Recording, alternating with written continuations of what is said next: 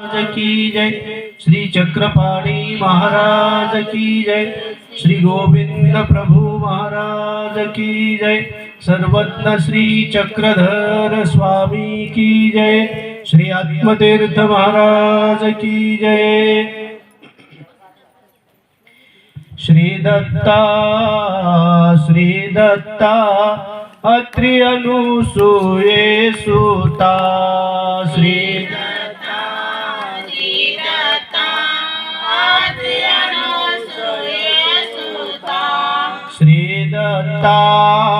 श्री दत्ता अत्रि अनुसूये सुता। श्री दत्ता अत्रि अनुसूये सुता। श्री दत्ता अत्रि अनुसूये सुता। श्री दत्ता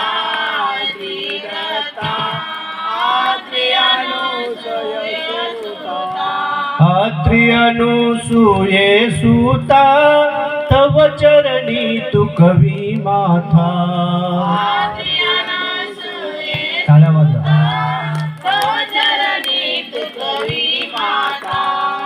अत्रि अनुसूये सुता। तव चरणी तू कवी माथा।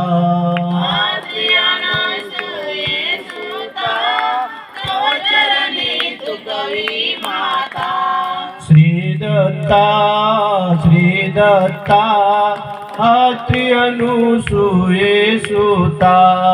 श्री दत्ता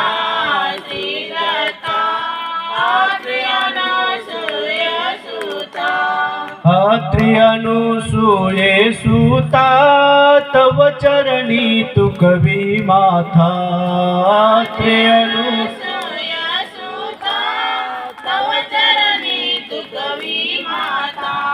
श्री दत्ता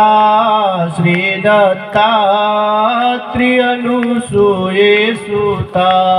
श्री दत्ता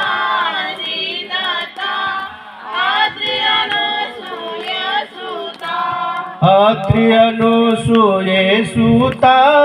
तव चरणी तू कवी माथा।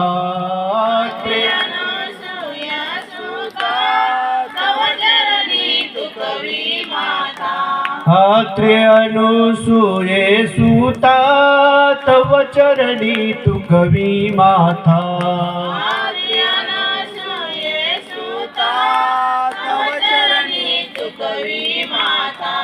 श्री दत्ता अत्रि अनुसूये सुता। श्री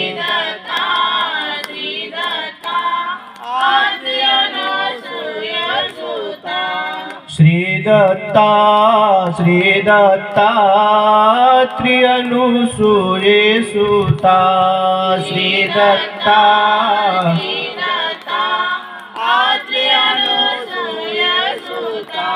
श्री दत्ता श्री दत्ता अत्रि अनुसूये सुता।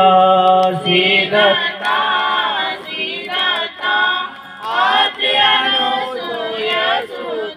दंडवत हो। आचार्य कवीश्वर भास्कर भट्ट बोरीकर विरचित उद्धव गीता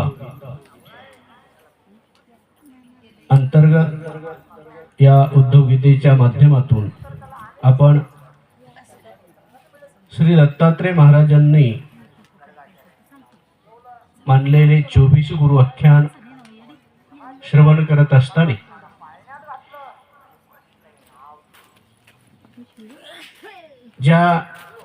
ज्यांच्या माध्यमातून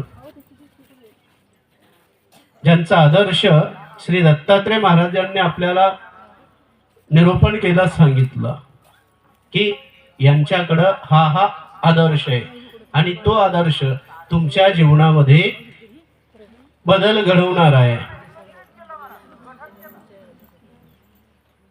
असा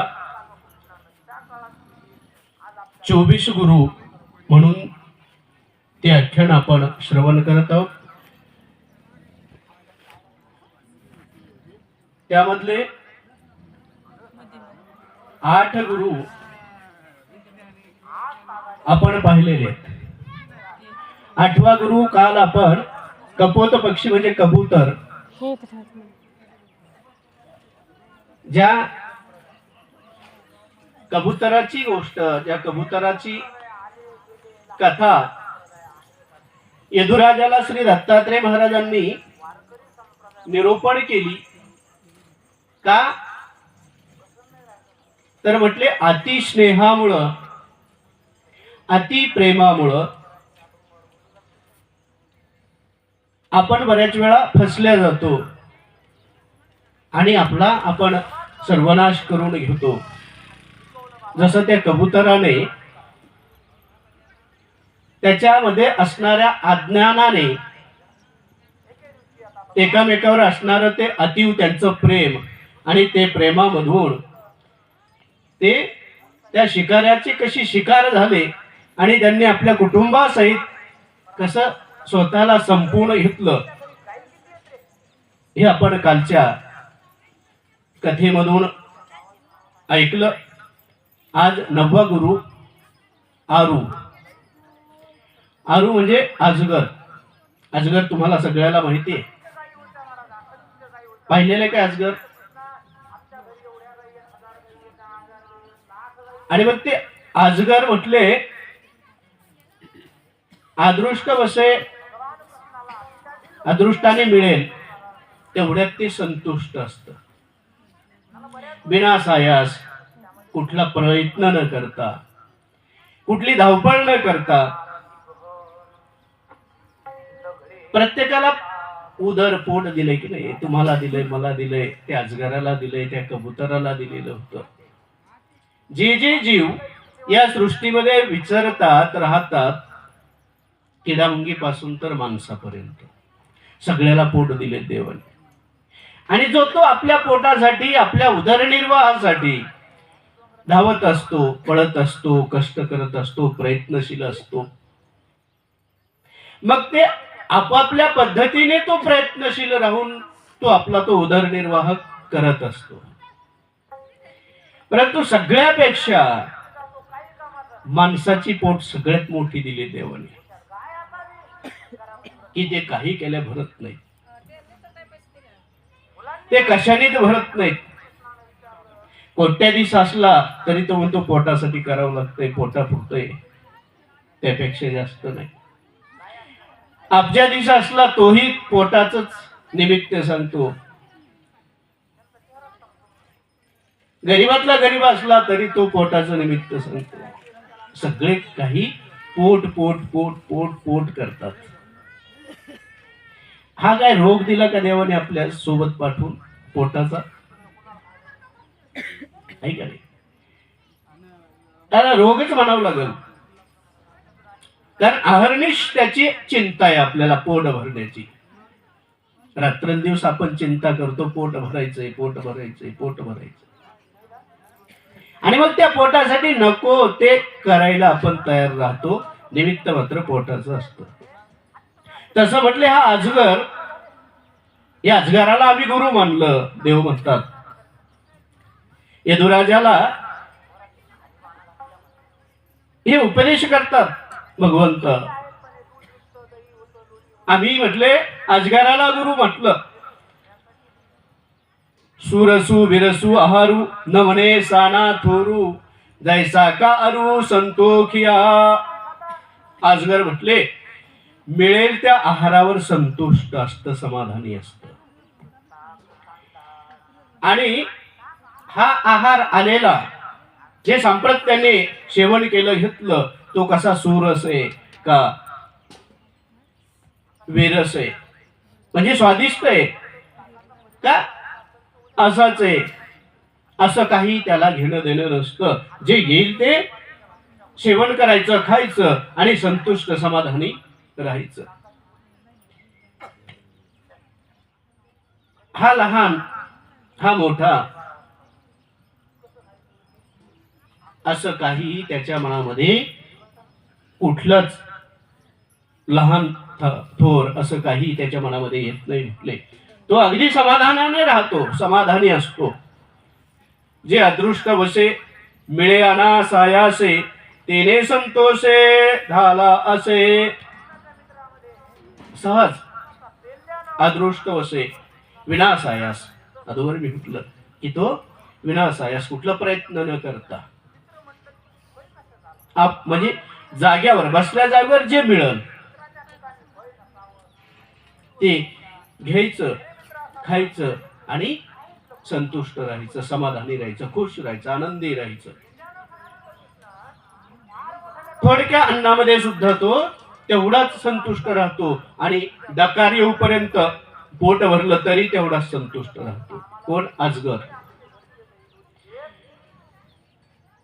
त्यात तो खूप समाधानी मानून अगदी झोपून समाधानाने आनंदाने राहत असतो.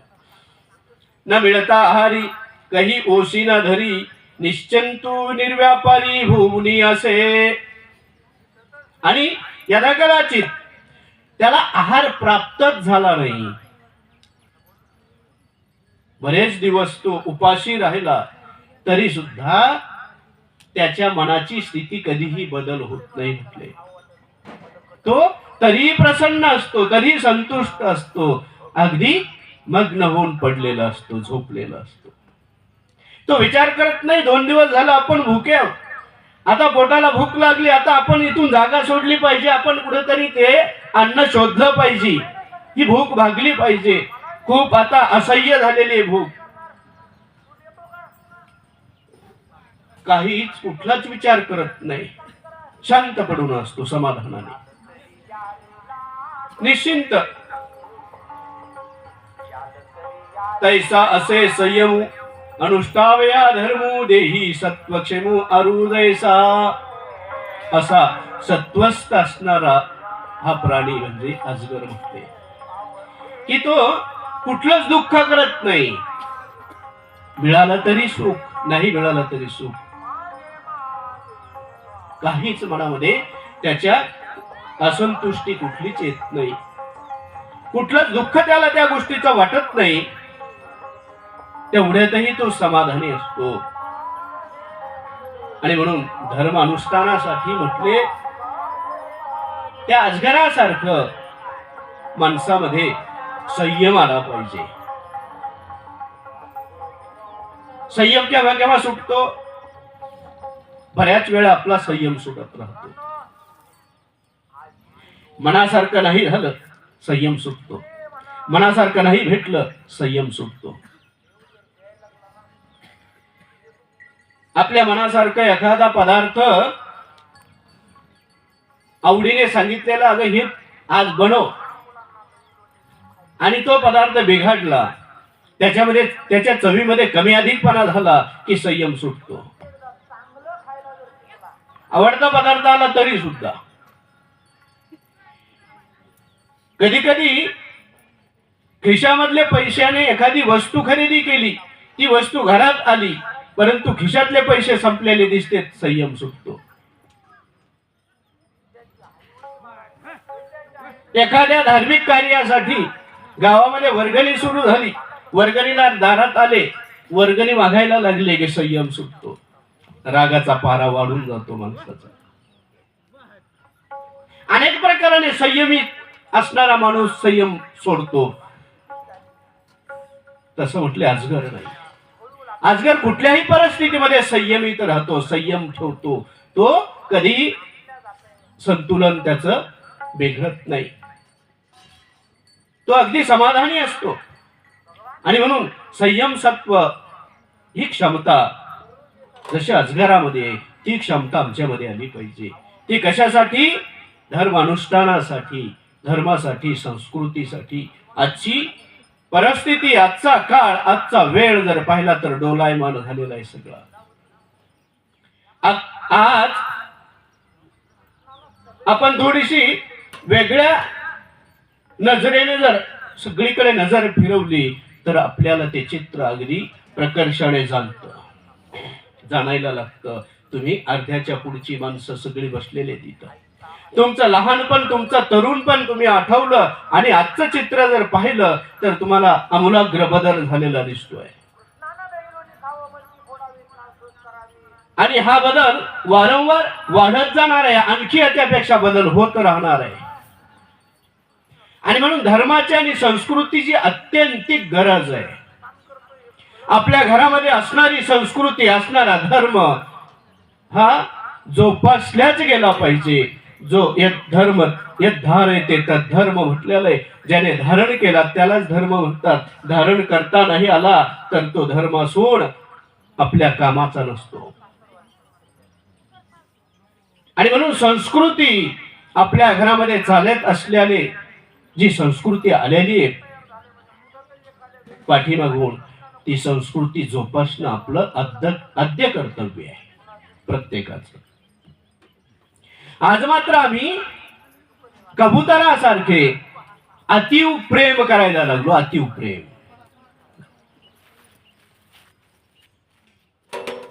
नको त्या गोष्टी नाही ते वस्तू घरामध्ये यायला लागल्यात. आणि त्या वस्तूपासून आम्ही एकतर आमच्या शरीराचा पूर्णतः त्यामध्ये ऱ्हास व्हायला लागलेला आहे. सर्वनाश होण्याचा प्रसंग निर्माण होतोय. मोबाईल मोबाईल मोबाईल मोबाईल ही सगळ्यात मोठी कीड, सगळ्यात मोठा हा रोग पसरतोय, सगळीकडे पसरतोय. आता काही थोडं का काही अंशी बाकी, नाहीतर 100% उतरलेला आहे.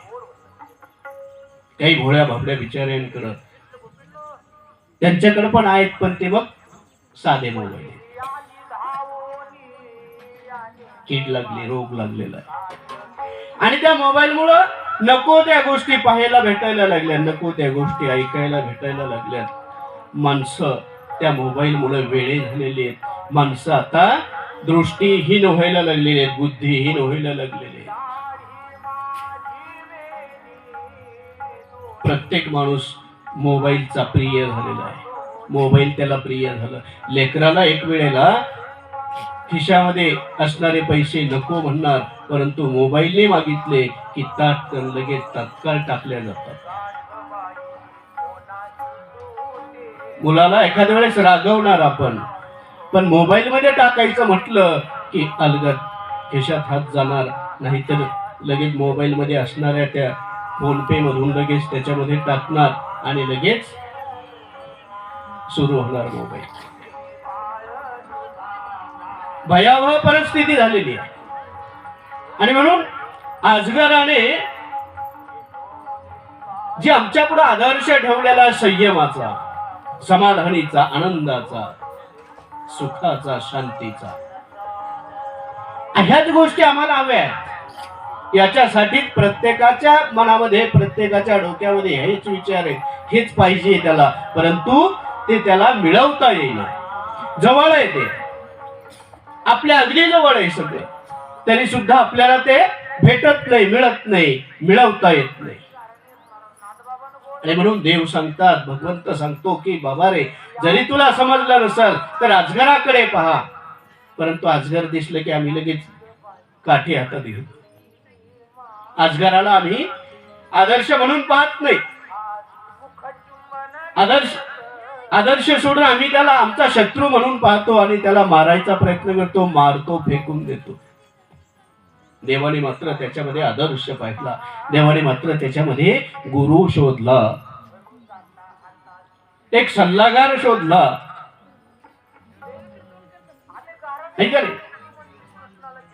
हे शोधता आलं पाहिजे. ही नजर माणसामध्ये पाहिजे की प्रत्येक गोष्टीमध्ये आपल्याला शोधता आलं पाहिजे, पाहता आलं पाहिजे, नजर पाहिजे.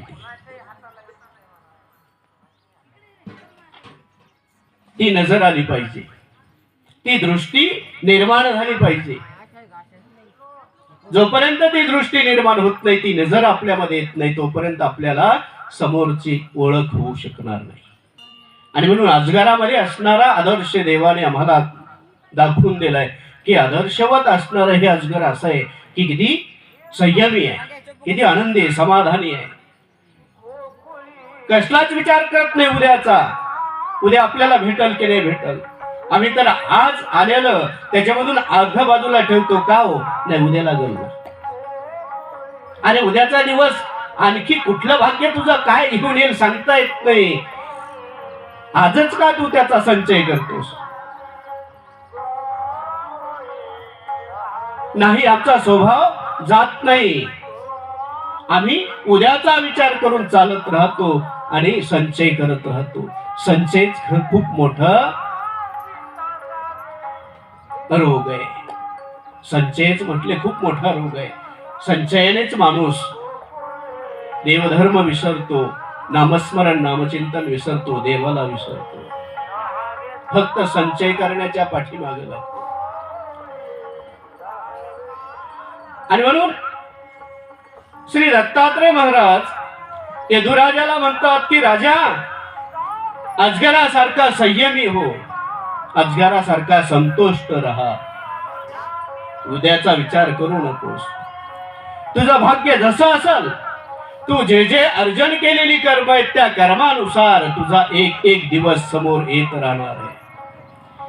तू कितीही तू सांभाळून कितीही तयारीने राहिलास तरी सुद्धा त्याला तुला त्या येणाऱ्या दिवसाला सामोरं जावं लागणार आहे. आणि म्हणून संयम सोडू नकोस. तैसा असे संयमू अनुष्ठावया धर्मू देही सत्वक्षेमू अरु जैसा.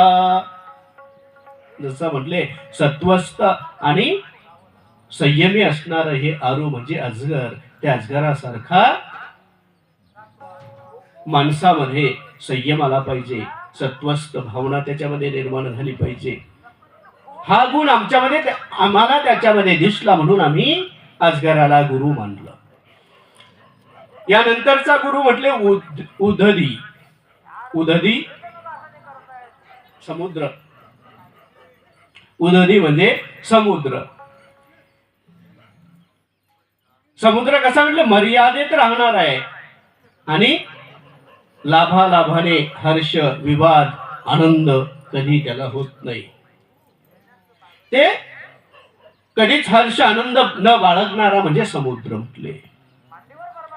मी आपुल्या बुद्धी गुरु केला उदधी परमार्थ सिद्धी लागी राया. मी आपल्या बुद्धीने विवेकाने विचाराने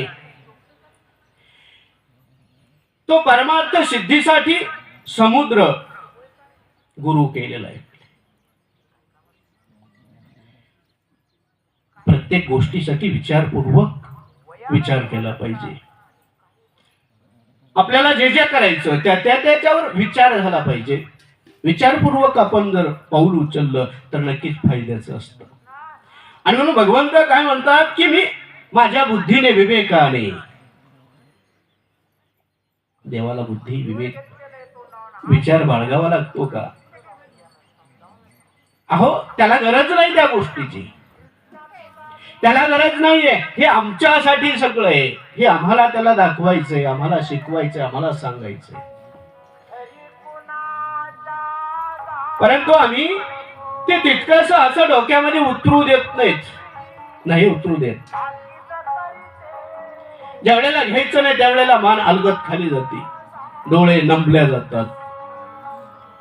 जाईल इकडे असं.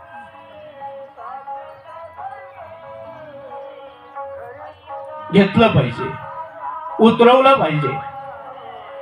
भगवंत म्हणतो विचार करा, विचारपूर्वक.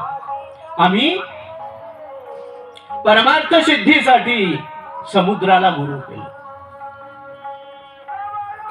आणि म्हणून त्या समुद्रापासून कोणता गुण घेतला हे समजून घे राजा. महान महानदीचा ओघी समुद्र मर्यादा नलंघी नवरेखता मेघी ओहोटेना. गंगा यमुना सिंधू सरस्वती गोदावरी तापी नर्मदा अनेक मोठमोठ्या नद्या अगदी तुडुंब भरून वार्षिक समुद्राला जाऊन भेटतात. आणि या नद्यासोबत वरुण राजाने वर्षाव केलेला आणखी काही छोटे मोठे नदी नाले तेही त्याच ठिकाणी जाऊन मिळतात. तेही समुद्रालाच नेऊन सगळं देतात. सगळ्याचा समुद्र घेत असतो, सामावत असतो, सगळं सामावत असतो, सगळं सगळं त्याला जाऊन मिळत असतं. आणि म्हणून त्या समुद्रामध्ये असणाऱ्या पाण्याची पातळी मात्र जेवढ्याला तेवढीच राहते. रांजणामध्ये एक भांड टाकलं, दुसरं टाकलं, तिसरं टाकलं, चौथं टाकलं, जसं जसं टाकतो तसं तसं पातळी वाढत चालते आणि तो गळ्यापर्यंत भरला जातो. वरून आणखी टाकलं तो खाली सांडायलाही तयार राहतो. तसं म्हटलं समुद्रामध्ये कितीही मोठमोठ्या नद्या आल्या, कितीही पाणी वाहत आलं, मात्र तो पातळी सोडत नाही. त्याची पातळी जेवढ्याला तेवढी राहते. आणि यदा कदाचित एखाद्या वर्षी दुष्काळ पडला, पाणी प्यायला राहिले, पशु पक्षी पाण्याविना मारल्या जाऊ लागतात, मरण पावतात. माणसंही पाण्यासाठी भटकंती करतात. दुष्काळ पडलेला असतो, पाणी नाही, पाणी नाही, पाणी नाही. मात्र समुद्राच्या ठिकाणी दुष्काळाचा काहीही दुष्परिणाम होत नाही. समुद्राची पातळी जेवढ्याला तेवढी राहते. त्याचं पाणी नद्या भरून आल्या नाही या वर्षी, म्हणून तो खोल गेला, खाली गेला, तळाला गेला, तळ दिसलं. असं कधी ऐकलंय का तुम्ही? असं कधी होत नाही. समुद्र ज्या पातळीने आहे त्याच पातळीवर आहे.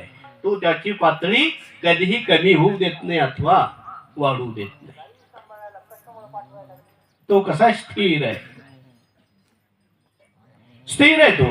त्याचा स्वभाव कसा आहे, स्थिर आहे. तो आला तरी आनंदित होत नाही, उतावीळ होत नाही, आणि नसलं तरी नाराज होत नाही, दुःखी होत नाही. जशाला तसा.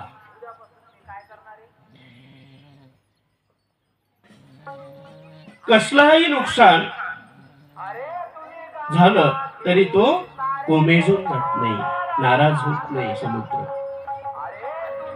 नाराज झालेला ऐकलंय का? समुद्र 2 वर्षे 5 वर्षे दुष्काळ पडला होता, नद्या नाले म्हणजे काहीच वाहिलेच नाही, आणि समुद्र आता मात्र नाराज झालेला आहे. अगदी खोल गेला तो, कोणाला पाणी दिसेना त्याचं. असं कधी ऐकलं कुठं? पेपर मध्ये वाचलं नाही. तो जेवढ्याला तेवढा भरलेला आहे, त्याच्या पातळीने तो इथं स्थिर आहे. नारायणे अगाधू जैसा का क्षीर सिंधू, तैसा हो अवा ब्रह्मविदू परमेश्वरे. अजून कसे असावे हे समुद्र शिकवतो. म्हटले क्षीर सिंधूच्या पोटामध्ये नारायण असल्यामुळं म्हटले तो कसा आहे, अगाध आहे. कसा म्हटले, अगाध आहे, अगाध. त्याचा ठांग पत्ता आजपर्यंत कोणाला लागलेला नाही. समुद्राची खोली कुणीही मोजू शकलं नाही. तो असा अथांग आहे म्हटले. आणि तद्वत म्हटले यथार्थ असणारे हे भक्त ज्ञानी आहेत,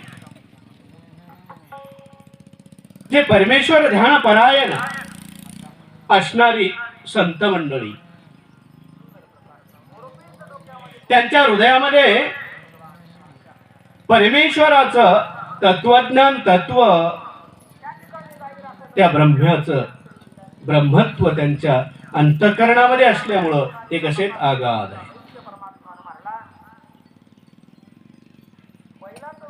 त्यांच्या अंतःकरणाचा आपण कधीही शोध घेऊ नये.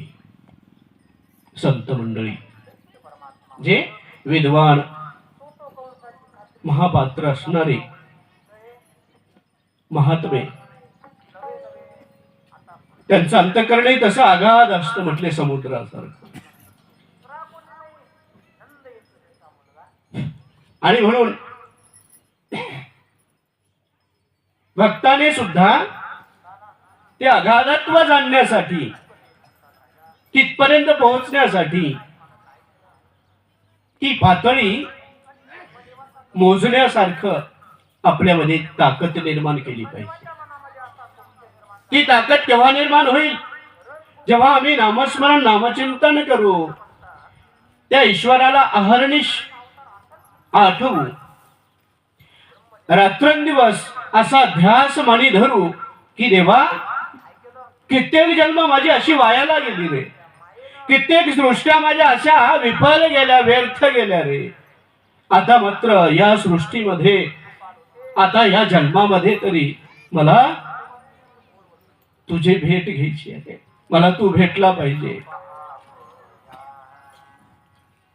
देवा. मला आता नको हे पुनरपी जननम पुनरपी मरणम.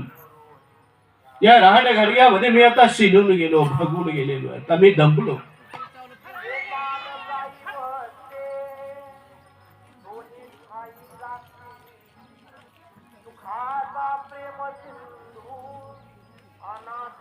ते कुत्रे बाहेर आणा.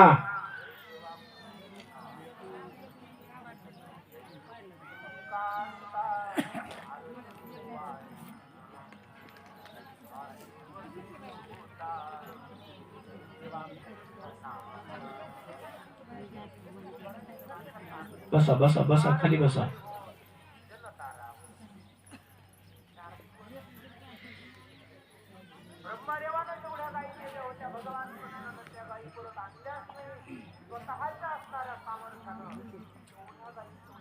कट कर.